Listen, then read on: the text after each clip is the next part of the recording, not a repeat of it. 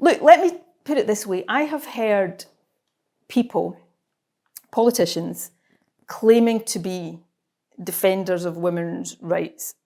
I've never heard defend women's rights in the past. In fact, I've heard support policies like the rape clause, for example, that run counter to women's rights. We have legislation looming in later in this Parliament on criminal justice reform to try to deal with issues of low conviction rates for rape and sexual assault. We are likely to be dealing with legislation in months to come around abortion buffer zones. And I think it will be interesting to see how many of the so-called defenders of women's rights in the context of the trans debate suddenly don't think that all women's rights are actually important.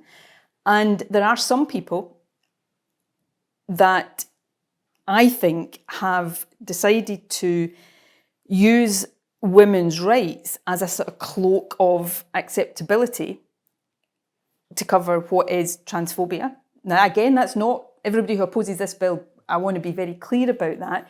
But there are people who have opposed this bill that cloak themselves in women's rights to make it acceptable. But just as they're transphobic, you will also find that they're deeply misogynist, often homophobic, possibly some of them racist as well.